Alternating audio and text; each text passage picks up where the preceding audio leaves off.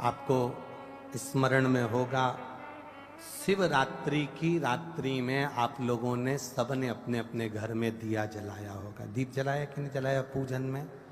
बोलो तो सही, जलाया ना? शंकर जी को बेलपत्री चढ़ाई कि नहीं चढ़ाई? चढ़ाई ना? अभिषेक पूजन किया ना? तुमने दिल से, भाव से, मन से शिवरात्रि के दिन रात्रि के समय शंकर भगवान की आराधना करी। भूलवश भी अगर तुमने दिया जलाया है तो मेरा शंकर भगवान जब चोर को कुबेर बना सकता है तो साल भर में तुम्हें भी तो कुछ ना कुछ दे सकता है। इंतजार करो कि तुमने जो पार्थिव शिवलिंग की पूजन करी है रात्रि के समय पर, केवल पार्थिव शिवलिंग की पूजन रात को नहीं होती है, पर केवल शिवरात्रि, हरतालिका तीज, छोटी तीज, बड़ी तीज, अन्य जो त्योहार होते हैं, सोमवार की अष्टमी आदि आदि जो उत्सव होते हैं, इसमें शिवरात्रि की रात्रि में, उसका मतलब ही शिवरात्रि है, रात के समय पर आप अभिषेक करो, पूजन करो, अर्चना करो।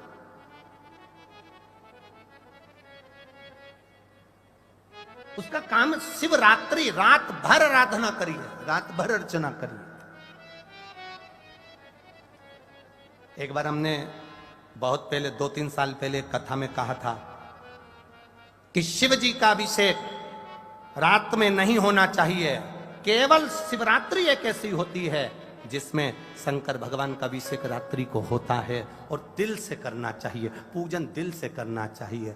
कुछ विधर्मियों ने हमारी पुरानी क्लिप निकाल के उसको आधा काट लिया और आधा काट कर उसमें ये चला दिया कि रात्रि में अभिषेक नहीं होना चाहिए, तो वो पर उसने पूरी नहीं चलाई कि गुरुजी ने क्या बोला कि शिवरात्रि की रात्रि को रात भर पार्थिव शिवलिंग का पूजन करिए, आराधना करिए, अर्चना करिए। उसने उतना चलाया कि रात को शिवलिंग का पूजन ना करें। बहुत लोग लगे हैं धर्म को खींचने में, सत्कर्म को खींचने में। अधर्मी ढेर पड़े हुए हैं जो कहीं ना कहीं किसी ना किसी रूप में सनातन धर्म को नीचे दिखाने का प्रयास करते हैं। बड़े बड़े औहदे पर बैठकर भी लोग सहजता नहीं रखते। इसलिए तो रामचरितमानस में लिख दिया, ऊंच निवास नीच करतूती और देख न सकई पराई विभूति। दुनिया की विभूति देख नहीं पा रहे, आंखों में चुभ रही है कि कैसे इतना आगे बढ़ रहा, कैसे ये सब भजन हो रहा। 63 करोड़ लोगों ने अभिषेक पूजन कर ली, दुनिया को चुभ रही है 63 करोड़।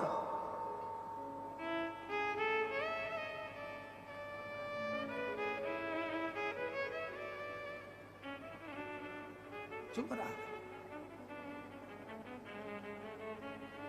और 63 करोड़ लोगों ने जो अभिषेक करा, ये शिव तत्व है, ये शंकर की उदारता, ये करुणा है, ये भगवान की भक्ति।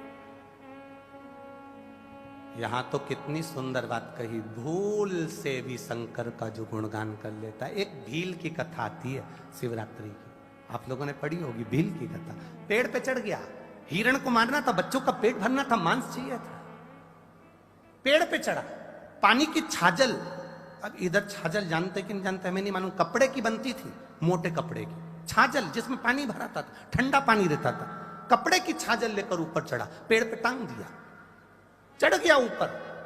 हिरण का इंतजार कर रहा है, कोई मृग आ जाए उसको मारूंगा, बच्चों का पेट भरना, बच्चे भूखे।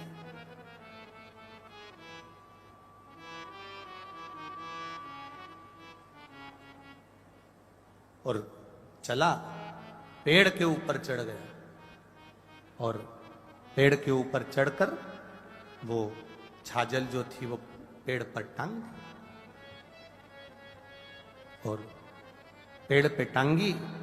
अब वो हिरण को देखने के लिए इधर घूमे तो छाजल हिले, छाजल हिले तो उसमें से 2-2 बूंद पानी नीचे गिरता रहे। इधर घूमे 2 बूंद पानी नीचे। इसको नहीं मालूम कि मैं बेलपत्री के पेड़ पर टर्ना, इसको नहीं मालूम कि मैं बेलपत्री के पेड़ पर चढ़ गया।